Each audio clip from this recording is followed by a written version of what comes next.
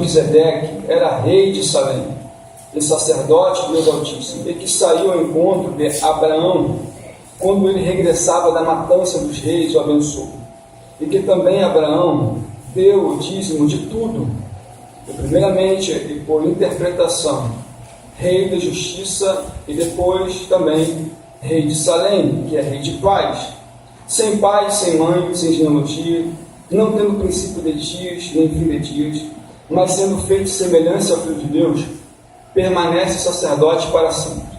Considerai, pois, quão grande era esse, a quem até o patriarca Abraão deu os dízimos dos despojos, e os que dentre os filhos de Levi recebem o sacerdócio, têm ordem, segundo a lei, de tomar o dízimo do povo, isto é, dos seus irmãos, ainda que tenham descendido de Abraão, mas aquele cuja genealogia não é contada entre eles, tomou o dízimo de Abraão e abençoou os que tinham as promessas. Ora, sem contradição alguma, o menor é abençoado pelo maior, e aqui certamente tomam dízimos homens que morrem, e ali, porém, aquele que se testifica que vive, e para assim dizer, por meio de Abraão até Levi, que recebem dízimos, pagou os dízimos, porque ainda estava nos lombos, ou seja, porque Abraão ainda estava passageado pelo seu pai, quando Melquisedeque saiu ao seu encontro. Então assim, a gente vai fechar aqui até o versículo 10, e se tiver tempo a gente consegue ir um pouquinho adiante. Então vamos frisar somente até o versículo 10. Primeiramente, precisamos entender aqui, à luz do contexto anterior, você repara que no versículo 1, a gente vai frisar aqui, quem era Melquisedeque? Quem era essa figura de Melquisedeque? Só existem três passagens que falam sobre ele. A primeira em Gênesis 14, a segunda em Salmos 110, e a outra é aqui. Então, nada mais além sobre Melquisedeque temos informações dele. Mas o autor vai dar algumas informações sobre ele e que também não temos. Por exemplo, quem é o pai dele? Quem é a mãe dele? Então assim, a gente vai tentar detalhar algumas coisas sobre a vida de Melquisedeque. Primeiro, se os irmãos olharem no capítulo 6, versículo 19, versículo 20, diz que Jesus é o nosso precursor, ou seja, aquele que vai à nossa frente. Ele entrou por nós, feito eternamente sumo sacerdote, segundo a ordem de Melquisedeque. Ou seja, Jesus, ele foi na frente, ele subiu aos céus, a majestade das alturas, ele está à destra de Deus, ele está intercedendo pelas nossas vidas como sacerdote. Então por isso ele foi na nossa frente. Aí diz aqui, segundo a ordem de Melquisedeque. Por que ele fala isso, segundo a ordem de Melquisedeque? Primeiro, que um sacerdote, para oficializar ele, para ele exercer essa função, ele tinha que vir de uma ordem. Ele tinha que vir da onde? Da tribo de Levi, e tinha que ser descendência de Arão, para ele ser o quê? Um sacerdote. Sendo que Jesus não veio da descendência de Levi, e também não é descendente de Arão. Ele veio de uma ordem superior. Jesus não veio de uma ordem da tribo de Levi, descendente de Levi, mas ele veio de uma ordem superior. Qual é essa ordem superior? Era a ordem de Melquisedeque. O seu sacerdócio era superior ao sacerdócio de Arão. Por quê? Porque era da ordem de Melquisedeque. Aí o texto vai dizer aqui que se Jesus é da ordem de Melquisedeque, de uma ordem superior sacerdócio, o versículo 1 diz assim, porque este Melquisedeque, que era rei de Salém, sacerdote do Deus Altíssimo, que saiu ao encontro de Abraão. Agora a gente vai voltar em Gênesis. Vamos agora em Gênesis, capítulo 14.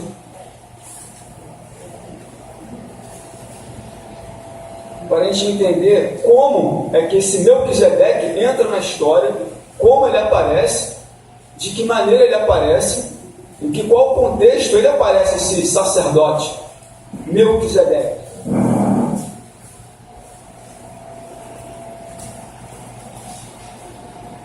Vamos analisar aqui Gênesis capítulo 14, do versículo 12 até o 14, diz assim: Também tomara Ló, que habitava em Sodoma, filho do irmão de Abrão, e a sua fazenda foram-se. Então veio um que escapara e encontrou Abrão, o hebreu, e ele que habitava junto aos carvalhais de Manré, o amorreu, irmão de Escol, irmão de Aner. Eles eram confederados de Abraão. Ouvindo, pois, Abraão que seu irmão estava preso, armou os seus criados nascidos em sua casa, 318, o perseguiu até Dan, e dividiu-se contra eles, e os seus criados os feriu, os perseguiu até Obar, que fica à esquerda de Damasco. E tornou a trazer toda a fazenda, e tornou a trazer também a Ló, seu irmão, sua fazenda, também as mulheres do seu povo. Vamos entender aqui o capítulo 14. Existia uma guerra de 4 reis contra 5 reis. Esse rei chamado Kedorlaomer, né? O Kedorlaomer, é um nome até meio difícil, né? Kedorlaomer. Esse rei, ele, junto com mais 3 reis, fizeram guerra contra 5 reis. O rei de Sodoma, o rei de Gomorra, e aí também detalha outras cidades. Ou seja, esses 5 reis, eles se rebelaram contra esse rei chamado Kedorlaomer. Esses 5 reis se rebelaram contra esse rei. Por quê? Porque esses 5 reis pagavam impostos para esse rei. Quando esses 5 reis se rebelaram não querendo pagar mais impostos, esse rei chamado Kedorlaomer, ele se levanta contra 4 reis com ele e vai batalhar contra 5. E quando ele vence esses cinco reis, essas 5 confederações, porque cada cidade tinha um rei. E quando ele vence a batalha, ele leva quem? Ló junto com ele. Leva a sua família. Leva o quê? O seu gado, boi, enfim, leva tudo com ele. Porque era muito comum naquela época, quando um rei vencia outro, era o quê? Pegar as crianças, pegar as mulheres, os despojos, né? E levar para ser escravo. O texto continua que Abrão, quando soube da notícia, ele arma com 318 e vai o quê? Para a guerra, para a batalha. Vence aquela batalha, resgata o seu sobrinho Ló e a sua casa, a sua família. Após isso, aí é onde eu quero chegar. Eu só introduzi essa parte aqui para entender aonde que Melquisedeque aparece. Agora, olha o versículo 18.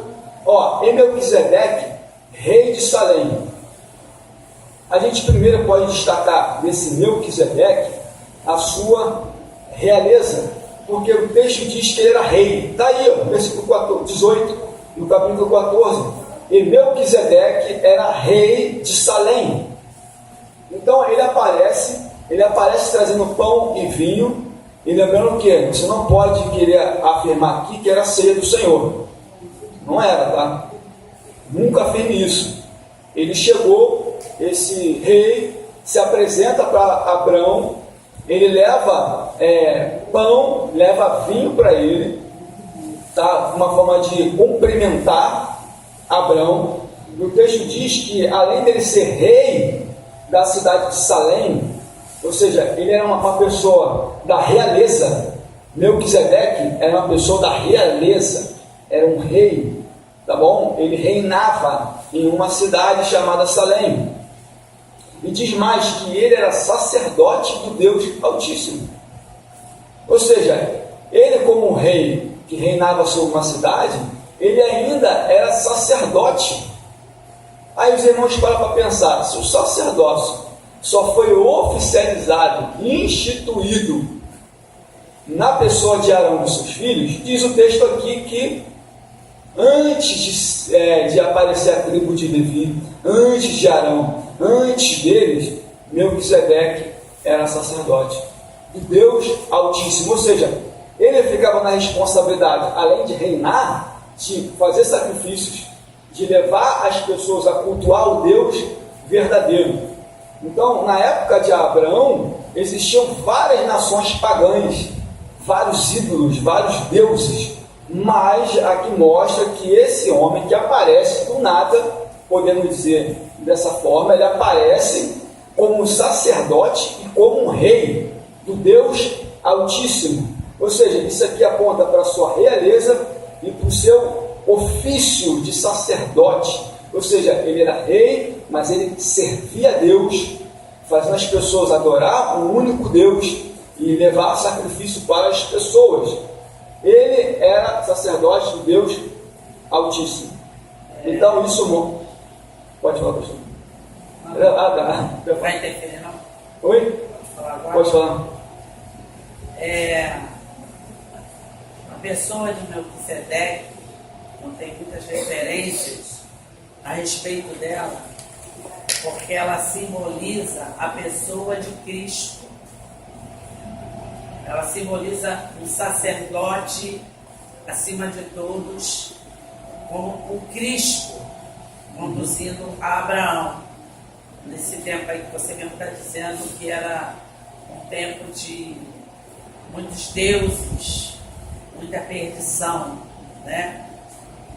Eu tive uma aula sobre, não de muita coisa, porque estuda muita coisa, mas uma das coisas que gravou na minha mente, lá na aula que eu tive, foi exatamente isso, que não existe muitos relatos. É como se ele surgisse pelo próprio Deus, né? Como um sumo sacerdote, uma autoridade maior sobre todos os outros, como se fosse uma simbologia de Jesus direcionando o Abraão.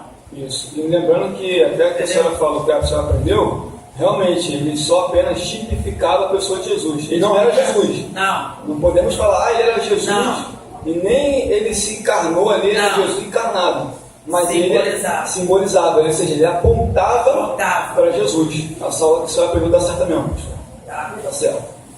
E aí, dentro desse raciocínio, como ela mostrou aqui, inclusive até falar isso também, ele era, o seu sacerdócio, além de ser uma realeza, ele também era um rei de justiça. Ele reinava com justiça naquela cidade. Então ele era um homem justo, porque o texto diz aqui: era Melquisedeque, rei de Salém, ele trouxe pão e vinho, e era sacerdote do Deus Altíssimo, e abençoou, dizendo: bendito seja Abraão, do Deus Altíssimo, possuidor dos céus e da terra. Então ele se apresenta e diz, já bendizendo Abraão e dizendo mais: Altíssimo, o possuidor. Ou seja, ele como sacerdote do Deus Altíssimo já relata para Abraão: olha, esse Deus Altíssimo é o possuidor dos céus e da terra. É como se ele era um representante de Deus ali, como um sacerdote. Então Abraão, ele chega naquela cena sendo recebido por uma autoridade, recebido por alguém superior a ele, uma ordem superior, e ele, além disso, de ser um sacerdote, ele de ser um rei. Lembrando também o seguinte, que no Novo e Antigo Testamento, dois reis que quiseram ser sacerdote se arrebentaram. Primeiro foi o rei Uzias, era rei, não, vou oferecer incenso no templo, ficou leproso. E essa função de sacerdote é só, né, caso para Arão e para os demais, só havia sacerdócio para eles. Mas Melquisedeque era rei e sacerdote. Mas se você olhar lá sobre, por exemplo, Saul também era rei.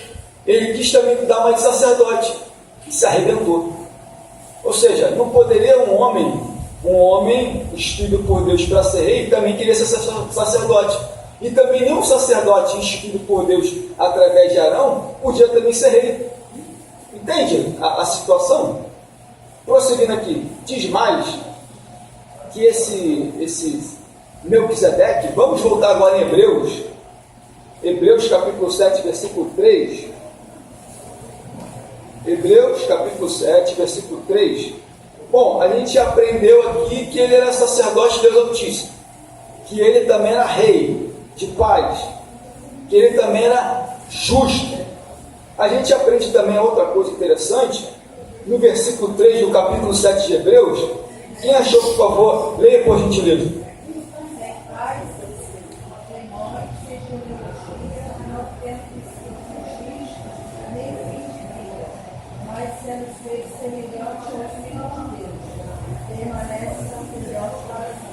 Ou seja, o autor está dizendo aqui o seguinte: olha, se ele aparece naquela cena, se ele aparece naquela cena entre ele e Abraão faz aquela liturgia, aquela apresentação, aquela confraternização.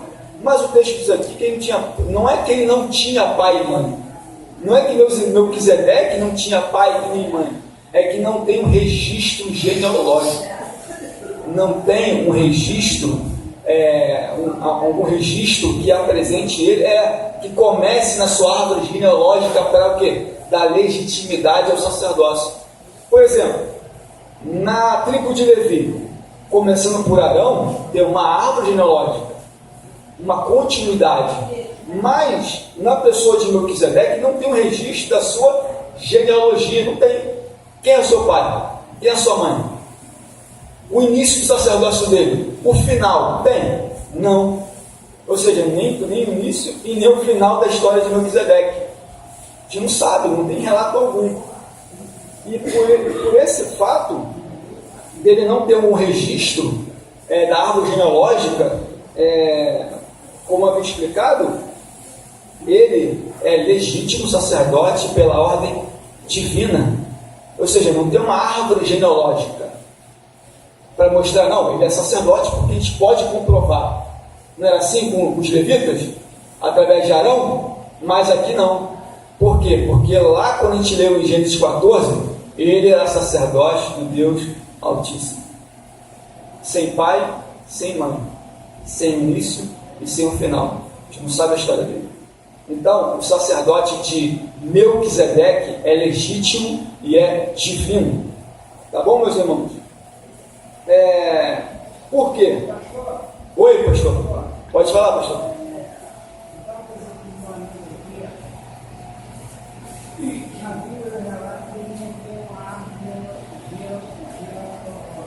Isso. Então, esse Melquisedeque, ele tem, deve ter alguns estudos do lado do Deus, deve ter uma resposta para isso, porque não vai ter uma coisa assim, ele vai ter um estudo sobre isso, trabalhar com uma arte de negócio. E o nome também está falando que os judeus, eles sabem a arte de negócio desse camarada. Sim. Ele sabe. Olha, a Bíblia não relata. Então, isso me deixou muito assim, muito louco para saber a genealogia desse cara. Eu para saber a genealogia desse cara. Porque como eu falei, a pessoa de Melquisedeque só é registrada em 3 passagens. Gênesis 14, Salmo 110 aqui. Então você não tem uma referência da sua uma árvore genealógica. Por isso que diz que ele não tem início e nem fim. Quando começou o sacerdócio dele? Aonde começou? Qual foi quem são os pais dele? Aonde terminou? Ele aparece, depois desaparece. Ele tipifica.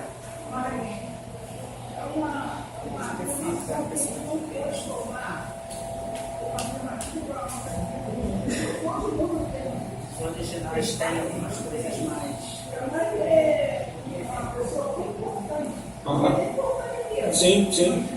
Sim.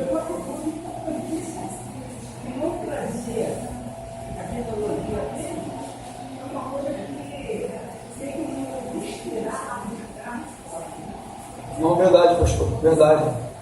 E sobre esse sacerdócio dele, a gente vai entrar aqui, se der tempo, sobre o sacerdócio de Cristo, para a gente não pular algumas etapas aqui. Se der tempo a gente fala, mas senão a gente passa para uma outra aula. A gente aprendeu que ele era rei, que ele era um sacerdote, que ele servia a Deus, que não tem uma árvore genealógica. Mas, perceba bem no versículo 4 aí, do capítulo 7, olha o que diz aí. Considerai, pois, quão grande era esse, ou seja, Melquisedeque, quão grande ele era. a quem até o patriarca Abraão deu os dízimos dos despojos. Ou seja, Abraão reconheceu, ele é maior. Então, Abraão, quando se depara com ele, reconhece que ele é maior do que ele é menor e que Melquisedeque é maior. Quando Abraão ele liberta seu sobrinho Ló, o que ele vai fazer? Ele vai pegar os gados, as demais coisas, para se levar para o sacerdote, para se levar para Melquisedeque. Ele vai pegar 10% de tudo que ele trouxe da batalha. Porque o texto diz assim, ó, este reconhecera que Melquisedeque era maior. Outra coisa também interessante, que se ele, vamos voltar agora, rapidamente em Gênesis 14. Isso aqui é algo interessante, irmãos, porque assim, a gente precisa entender, a gente fala de dízimo, eu não vou estender muito sobre isso, mas só para você entender que dízimo, que alguns pensam que dízimo, é coisa da lei de Moisés. Olha aqui, você vai ver, antes de existir a lei mosaica, ele deu dízimo. Então, isso é um princípio, e que muitos, não, dízimo é coisa da lei, mas aqui, o texto mostra aqui, que antes de existir a lei mosaica, a prática do dízimo, entende? Vamos lá, Gênesis 14, versículo 20. Quem achou, por favor, Gênesis 14, versículo 20? Bendito seja o Deus Altíssimo, que entregou os teus adversários nas tuas mãos. Bendito seja o Deus Altíssimo, que entregou os teus adversários nas tuas mãos. E de tudo lhe deu Abraão o dízimo. De tudo. De tudo o quê? 10%. Então, vamos desmistificar essa coisa de que, o dízimo, coisa da lei e tal. Realmente, a lei de Moisés, ela regulamentou, mas o dízimo é muito antes da lei. A prática de dar o dízimo, de dar os 10%, é muito antes. Então, Abraão, quando venceu a batalha, ele levou 10% do melhor e deu para o sacerdote Melquisedeque. Ou seja, reconhecendo que ele, Melquisedeque, era maior do que ele. Vamos voltar agora para Hebreus, capítulo 7 de novo. Vamos lá, aqui no tópico 2 eu botei Melquisedeque é maior do que Abraão. De fato é. Por quê? O texto mostra aqui exatamente isso no versículo 4. A gente destacou um pouco da figura de Melquisedeque, de alguns atributos dele. Agora a gente está indo para uma outra etapa em que Melquisedeque ele é maior do que Abraão. Aonde está isso? No próprio texto do versículo 4 do capítulo 7 diz: considerai, pois, quão grande era esse, a quem até o patriarca Abraão deu dízimo. Ou seja, Melquisedeque é maior do que Abraão, é maior. Continuando, eis que dentre os filhos de Levi recebem o sacerdócio, tem a ordem, segundo a lei, de tomar o dízimo do povo, isto é, de seus irmãos, ainda que tenham descendido de Abraão. Agora a gente vai entender um pouquinho aqui que após esse fato, logo bem depois, quando Moisés deu a tábua das leis, quando Moisés deu os códigos civil para regulamentar a nação de Israel, você perceba bem que o dízimo, ele entrou, ele foi de uma forma regulada, uma forma organizada para os levitas e sacerdotes. Ou seja, quando a gente olha para o Antigo Testamento ali, quando Deus instituiu Arão, Eliezer, Itamar, Nadab e Abiú, eles e da tribo de Levi iriam ser sustentados. Por quê? Porque Deus falou que eles não teriam herança. Então, se eles não teriam herança, como é que a tribo de Levi, como que os sacerdotes iriam sobreviver?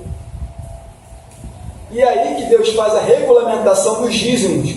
Em que sentido? Em que as demais tribos, elas teriam que dar 10% para o sustento dos sacerdotes e dos levitas. Vamos abrir aqui sobre essa lei que foi regulamentada, e está em Números. Números capítulo 18.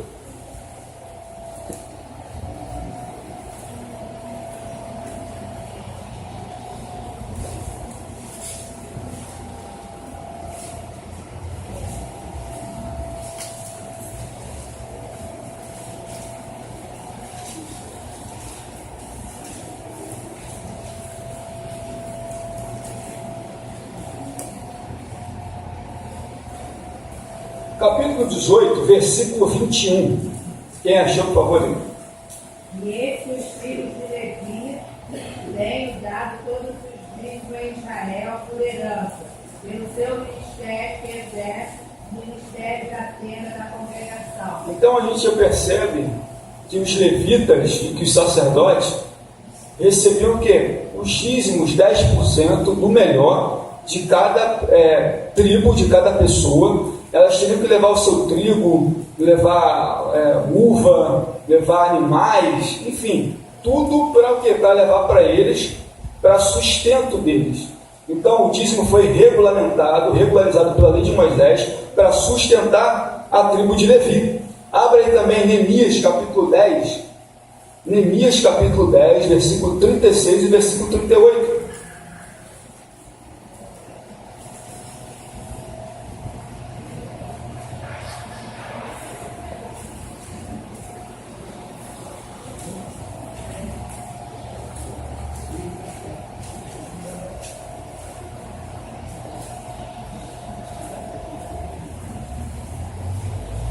Quem achou, por favor, lê. Neemias capítulo 10, versículo 36 e 38. Os primogênitos dos nossos filhos e os dos nossos gados, como está escrito na lei, os primogênitos das nossas manadas e dos nossos rebanhos, traríamos a casa do nosso Deus aos sacerdotes que ministram na casa do nosso Deus. E para que trouxéssemos aos sacerdotes, para a câmara da casa do nosso Deus, os primogênitos, os primeiros frutos da nossa massa e das nossas ofertas, e dos frutos de toda sorte de árvore, do vinho e do óleo, e os dízimos do nosso solo aos levitas, para que eles, os levitas, pudessem ter os dízimos em todas as cidades da nossa lavoura. Então, mais um texto para comprovar que, de fato, os levitas recebiam 10% das demais tribos. Agora a gente retorna para Hebreus capítulo 7, a gente volta aqui novamente para Hebreus capítulo 7, olha o que diz o versículo 5, e os que dentre os filhos de Levi recebem o sacerdócio, têm a ordem segundo a lei, ou seja, a ordem foi dada por Deus através de Moisés, quando instituiu Arão e seus filhos como sacerdotes da tribo de Levi. E diz mais, de tomar o dízimo do povo, como a gente acabou de ler, Números, livro de Números e Neemias. E de seus irmãos, ainda que tenham descendido de Abraão, porque as 12 tribos ainda não tinham sido geradas. Através de Abraão, Isaac e Jacó, os patriarcas não tinham sido gerados. Mas, versículo 6 diz assim, mas aquele cuja genealogia não é contada entre eles, ou seja, Melquisedeque, que não tem uma genealogia, não tem um histórico, uma árvore, para descrever de onde ele veio, seus pais, enfim e tal, não é contada entre eles, mas aquela cuja genealogia não é contada, como falamos, entre eles tomou o dízimo de Abraão, e o abençoou, pois que tinha promessa. Então Melquisedeque, ele abençoa Abraão, ele libera bênção sobre Abraão, depois que Abraão deu o dízimo para ele, porque Abraão reconheceu que Melquisedeque era maior do que ele, era superior a ele. Então ele dá essa prática do dízimo, e após ele dar essa prática do dízimo, aí Melquisedeque libera uma palavra de bênção sobre Abraão. Pode falar. Isso aí tem um mistério aí dessa bênção aí. Uhum. Eu encontrei um negócio aqui só para te ajudar, que está lá em Gênesis 14, 18, Hebreus 7, 1. O nome Melquisedeque significa rei de justiça.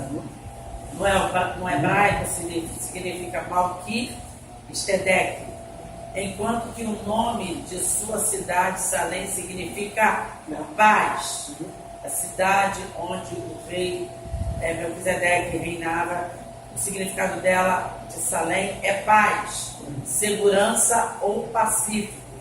Logo, Melquisedeque também é rei de paz. Aí vem aqui uma coisa muito interessante, está bem ficado aqui destacado.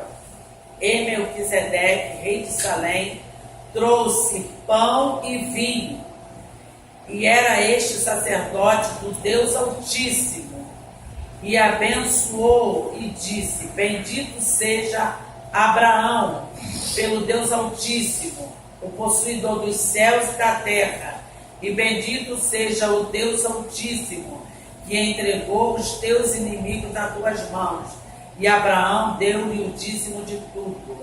Ou seja, oferta, dízimo. É como se a figura de Melquisedeque tipificasse a figura de Jesus, tá?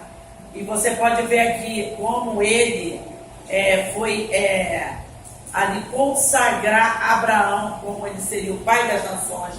Isso aqui significa uma ceia, pão e vinho. Ou seja, Jesus não tinha sido nem crucificado. E ali estava Melquisedeque tipificando a figura de Jesus diante de um homem que seria uma referência, que é Abraão até os dias de hoje. Como pai Abraão, pai das nações, e como disse o Senhor, bendito será todas as famílias da terra. Então, Melquisedeque aqui, eu tenho um estudo muito legal, vou te dar. Para você dar, não quero dar não, vou dar para você. Para você dar, porque você é mais tranquilo. Sobre realmente quem é Melquisedeque ali nessa posição diante de Abraão.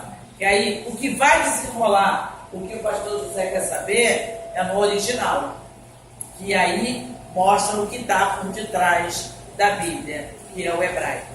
Aí vai falar claramente da posição, da pessoa, do papel e do chamado de Melquisedeque. Amém. Obrigado pela contribuição, pastor. E um ponto aí, e que eu até abordei, a gente não pode, de forma nenhuma, é claro que tem fontes seguras, mas dizer que o pão e o vinho representam a ceia, não podemos nem afirmar. Aí no conteúdo material está afirmando como se fosse a ceia, não é.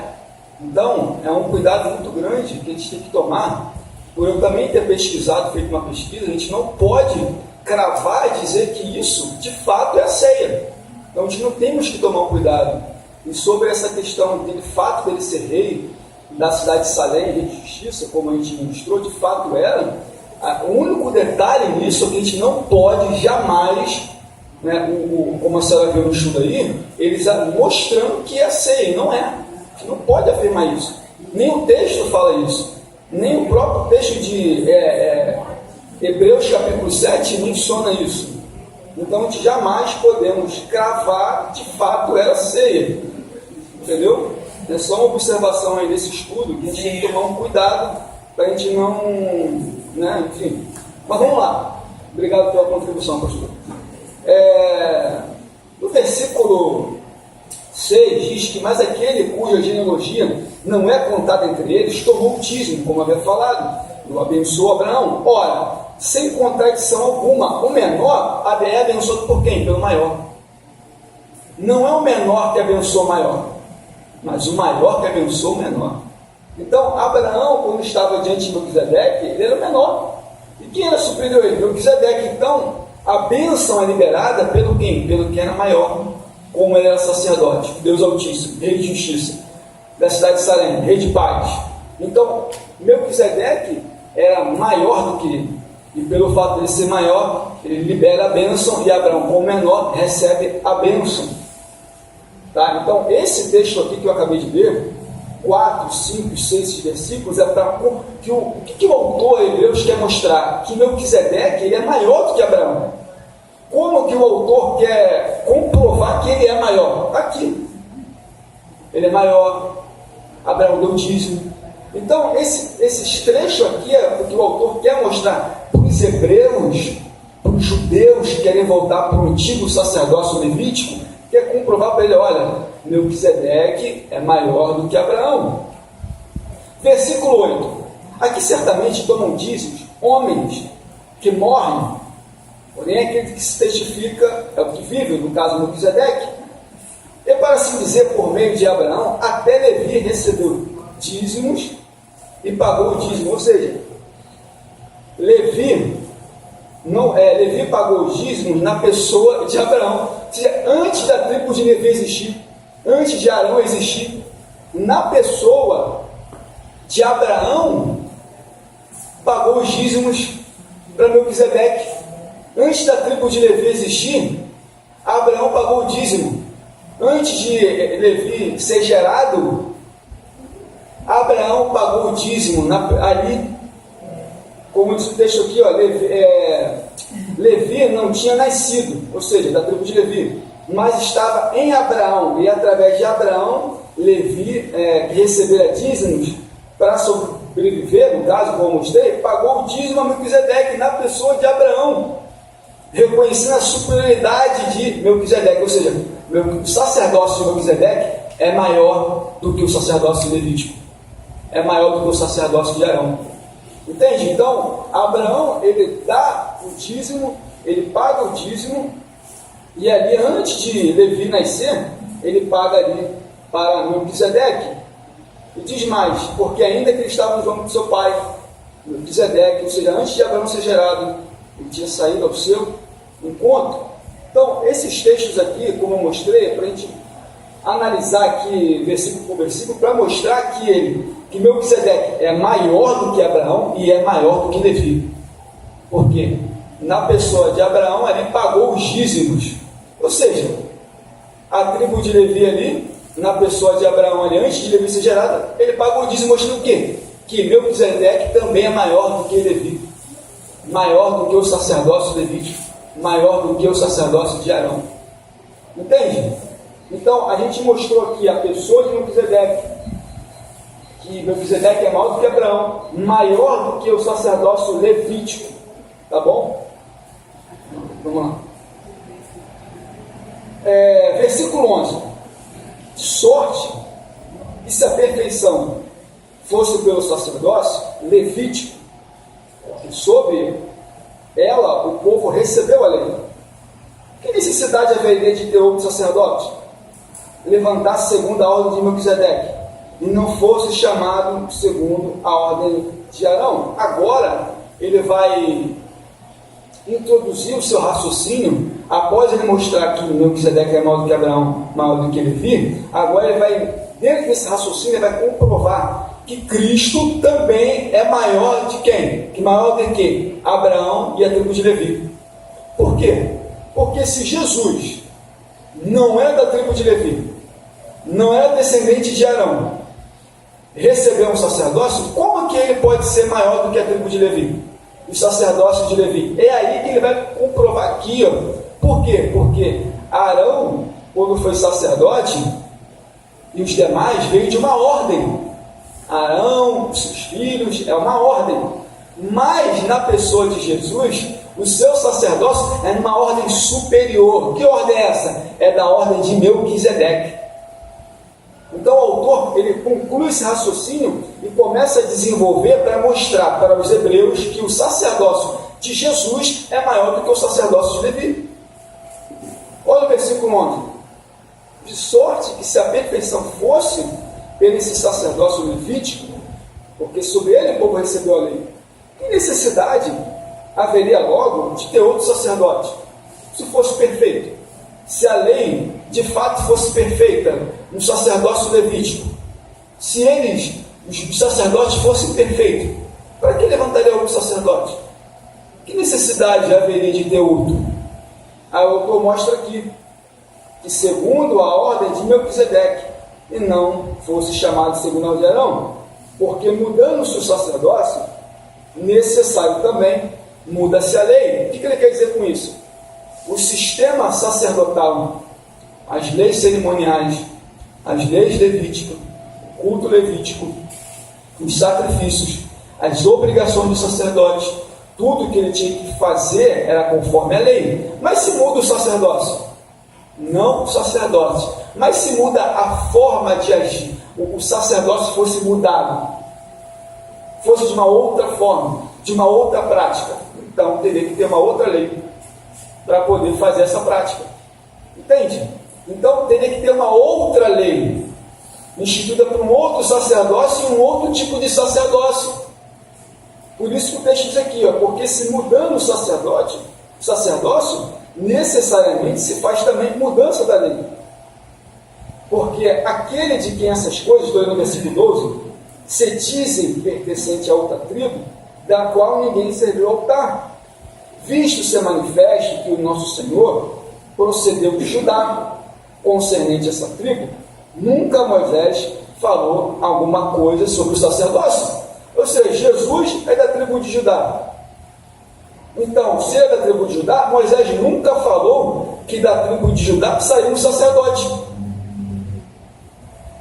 mas sim da tribo de Levi. Aí o autor aqui, o raciocínio dele é o seguinte: é muito mais manifesto ainda, versículo 15, ser a semelhança de Melquisedeque, ou seja, a semelhança aqui, como a pastora falou, apontando para Jesus. A semelhança de Jesus se levante outro sacerdote.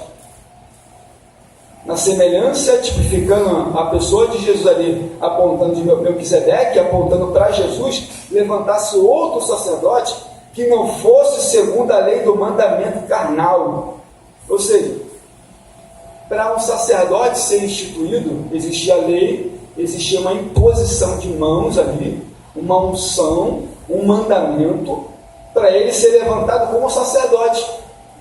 Mas Jesus foi levantado por algum homem para oficializar isso? Não. Alguém impôs as mãos sobre Jesus: olha, você agora é sacerdote da tribo de Levi?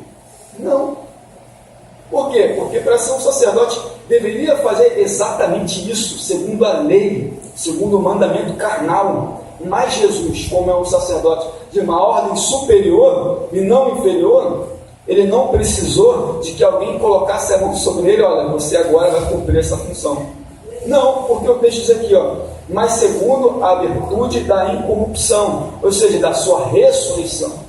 Jesus, ele ressuscitou ao terceiro dia, e pelo fato de ele ter ressuscitado, e ele é um sumo sacerdote de uma ordem superior, maior. Ele não foi levantado por um homem carnal, segundo o mandamento da lei, como sacerdote, mas o seu sacerdócio, ele foi dado por juramento, não foi dado pelo homem. Por exemplo, Arão recebeu o sacerdócio, por Moisés ali, recebeu o sacerdote pelo homem, uma lei carnal. Mas Jesus não recebeu o sacerdócio pelo mandamento carnal, ele recebeu o sacerdócio pelo juramento.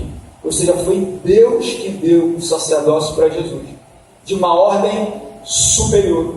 Porque o texto continua aqui assim, olha o versículo 17: porque dele, se assim se testifica, tu és sacerdote eterno, segundo a ordem de Melquisedeque. Está falando da pessoa de Jesus. Tu és o sacerdote eterno.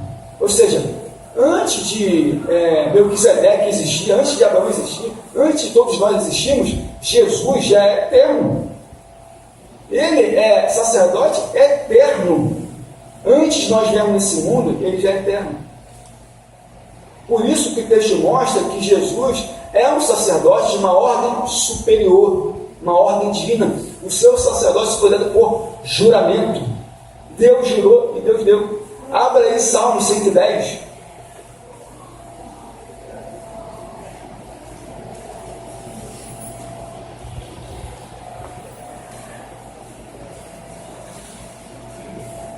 Salmo 110, versículo 4.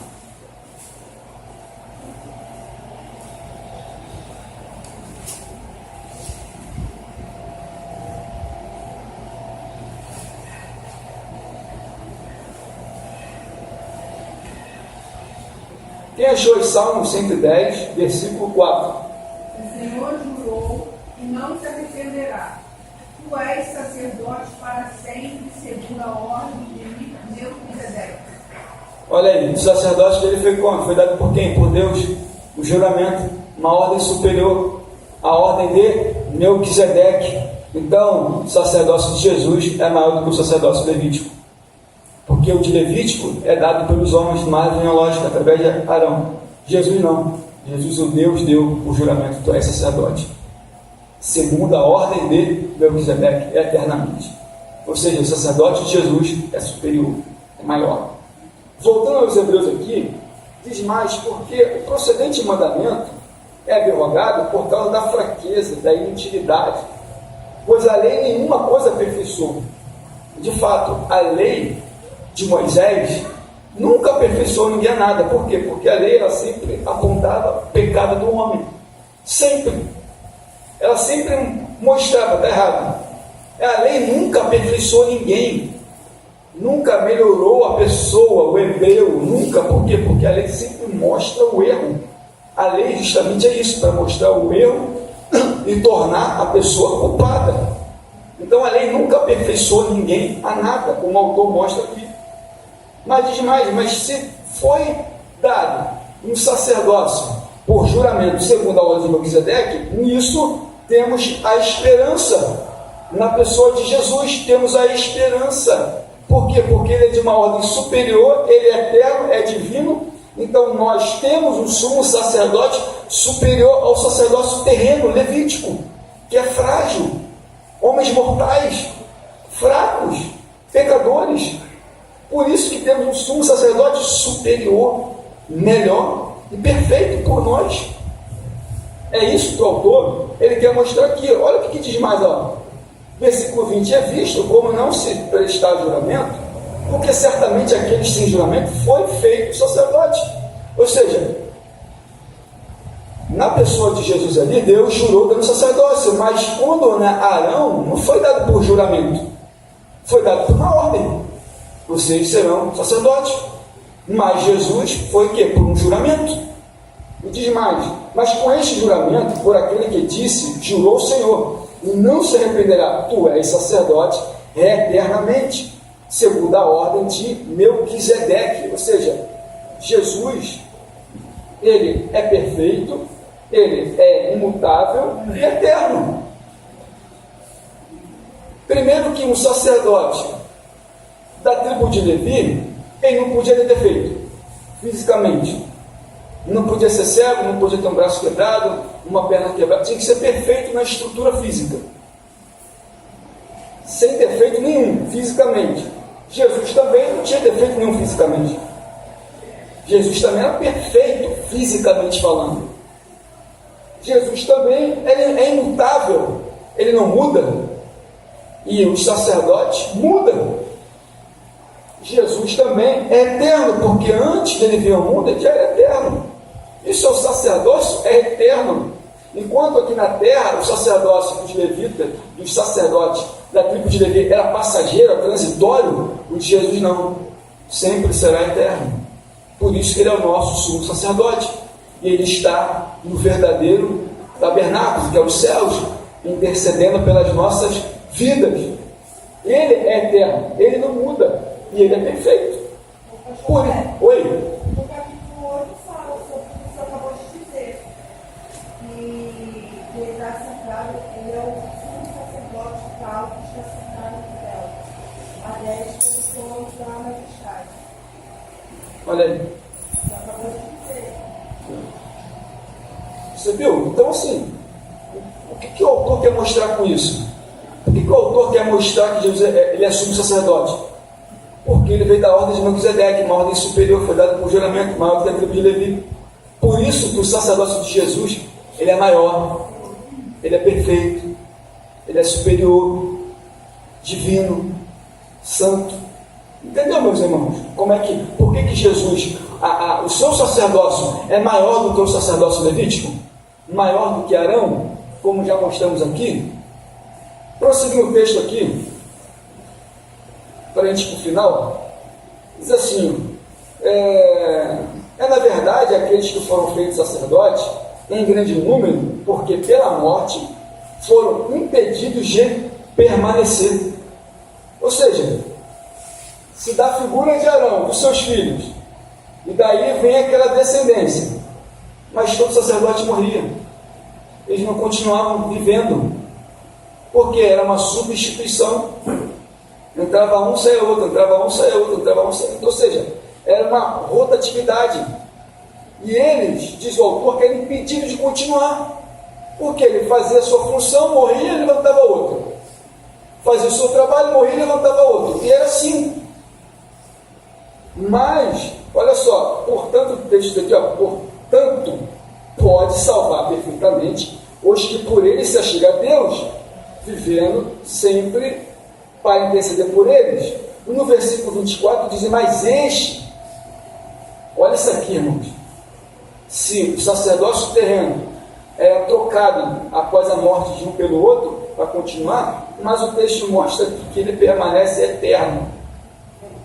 Ou seja, Jesus, o seu sacerdócio é perpétuo e é eterno. Não vai entrar uma outra pessoa para tomar o lugar de Jesus.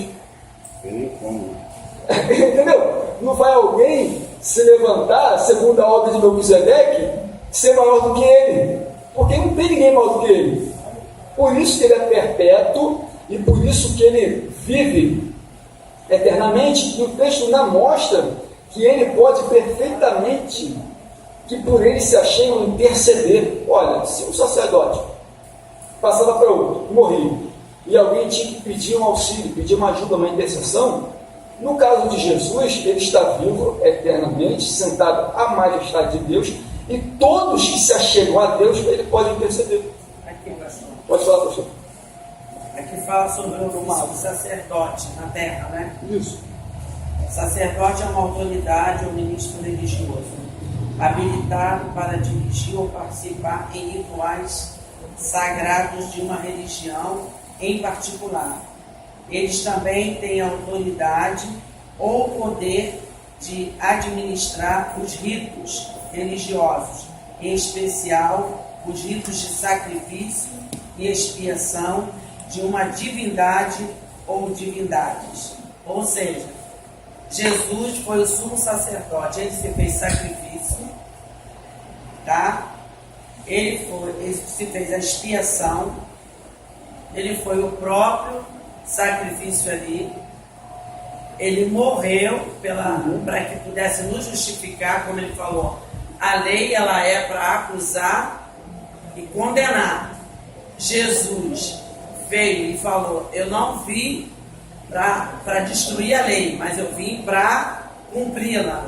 Bom, ele é justo, né? Ele é justo, verdadeiro, ou seja, ele mostra o nosso pecado, mas ele também mostra a nossa saída, que é o arrependimento. Sim. Para a salvação. Claro. Então, ele é o sumo sacerdote e não precisa de nenhum intermediário, né? Jesus não precisa, para a gente chegar até Jesus, a gente não precisa de nenhum intermediário, né? A gente tem o pastor, né? Nós temos acesso na terra, que é o pastor, que é o sacerdote da igreja e tal. Mas nós temos acesso através das nossas orações. Sim. Ao sumo sacerdote que é Jesus. Nós podemos ir direto a ele. Ele foi a verdadeira expiação, o verdadeiro sacrifício perfeito, né? Ele não permaneceu morto, ele ressuscitou e ele nos mostra o pecado, mas ele mostra também a saída, porque ele diz que lança no mar do esquecimento todo o nosso pecado quando há um verdadeiro arrependimento, né? E aí nós somos salvos. Aí é a solução. Maravilha, pastor. Obrigado pelo raciocínio. É benção. Interessante, como ela falou aqui, que a gente pode se aproximar a esse sumo sacerdote, que é eterno, que está vivo, e ele ora por nós. Agora preste atenção. Se os sacerdotes da terra, por mais que foi instituído por Deus, através de Arão, da tribo de Levi, eles eram pecadores, eram perfeitos fisicamente, mas eram pecadores, precisavam de oferecer sacrifício para si mesmos. Eles eram transitórios, porque tinha que ter uma descendência para continuar, certo? Jesus não é transitório, ele é eterno, ele não precisa que alguém o substitua ou que venha uma outra pessoa para tomar o seu sacerdócio, não. Mas, aqui do versículo 26, para a gente ir no caminho do final, versículo 29, que está mirando aqui ao capítulo 7, olha o que diz aqui. Porque nos convinha tal sumo sacerdote, santo, inocente, imaculado, separado dos pecadores, feito mais sublime do que os céus. Ou seja, o sacerdócio de Jesus é um sacerdote que não tem culpa. Por quê? Porque se lá de Arão e dos demais eles pecavam, também erravam. Então eles precisavam de quê? Matar um animal para fazer expiação por si, para receber perdão de pecados. Mas Jesus não precisa disso. Jesus não precisou matar um animal para receber perdão de pecados. Por isso que o autor quer mostrar para ele o seguinte: olha, ele é imaculado, ele é santo, e ele é puro, e ele é separado dos pecadores. Agora, abra aí, primeira carta do apóstolo Pedro, a gente destacar essa característica do sacerdócio de Jesus, divina. Olha o que diz aqui, irmãos. Primeira carta do apóstolo Pedro, capítulo 2, versículo 22. Ou seja, o sacerdócio de Jesus, ele é perfeito, não tem culpa, não tem erro nele, não tem culpa, não tem pecado na pessoa de Jesus, não tem. Por isso que o autor está mostrando para esses hebreus que Jesus, o seu sacerdócio, é muito superior ao sacerdócio dos levitas. Porque na época aqui dos hebreus, ainda existia o templo, ainda existia sacerdote, ainda existiam animais sendo batidos. Por quê? Porque esses hebreus, eles queriam voltar para o judaísmo, voltar àquelas velhas práticas. O autor quer mostrar que não precisam fazer mais isso, não voltem à prática do judaísmo. Quem achou, por favor, aí? Carta aos Hebreus, carta do apóstolo Pedro, capítulo 2, versículo 22. O qual não cometeu pecado, nem na sua boca se achou engano. Olha aí, ele não cometeu pecado e nem se achou engano. Ou seja, a vida de Jesus era imaculada, sem pecado, sem erro, nem nas suas palavras, e nem nas suas obras, e nem nas suas atitudes. Por isso que ele é inocente, é imaculado, ele é separado dos pecadores. Ele tem um sacerdócio inculpado, ele tem um sacerdócio imaculado. E diz mais, olha o versículo 27. O que não necessitasse, como sumo sacerdócio, de oferecer cada dia sacrifícios, como eu expliquei, primeiramente pelos seus e depois pelo povo. Isso fez ele, uma vez, oferecendo a si mesmo. Eu já havia explicado na outra aula anterior, ou não me lembro, não sei se foi do aula anterior, eu expliquei que Jesus, que o sacerdote, ele precisava de oferecer sacrifício para si, para sua casa, levar um animal, fazer expiação, matar um animal inocente, por causa do seu pecado. Mas o texto mostra aqui que esses sacerdotes antigos, eles tinham que fazer isso, sacrificar animal para perdão de pecados, oferecer por si mesmo. Mas Jesus, como não tem pecado, como não tem erro, ele não precisou matar um animal para fazer expiação por ele. Entende? Por isso que o sacerdócio de Jesus é maior. Ele não precisava de matar um animal onde eu pequei. Eu vou ter que ir lá para o templo, lá no Herodes, o templo de Herodes, o grande lá, que era chamado o templo de Herodes. Vou lá matar um animal pelo meu pecado. Jesus não tinha pecado. Por isso que ele é imaculado, ele era santo, puro, sem erro.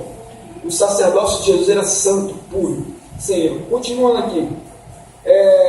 Porque a lei constitui o sumo sacerdote a homens fracos, mas a palavra do juramento que veio depois da lei. Opa!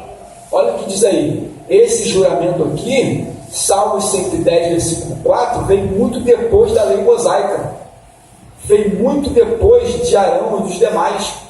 Por isso que o sacerdócio de Jesus, ele é maior porque, sumo sacerdote, homens fracos, pecadores também. Mas, diz aqui, mas a palavra do juramento que veio depois da lei mosaica, instituída depois, veio o juramento da parte de Deus para o seu Filho Jesus: tu és sacerdote eterno.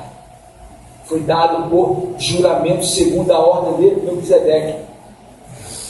Agora, olha o que diz o texto aqui.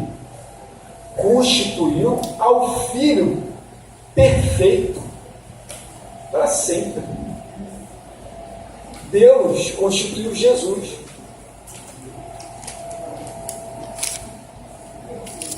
Como sacerdote perfeito, como filho para sempre.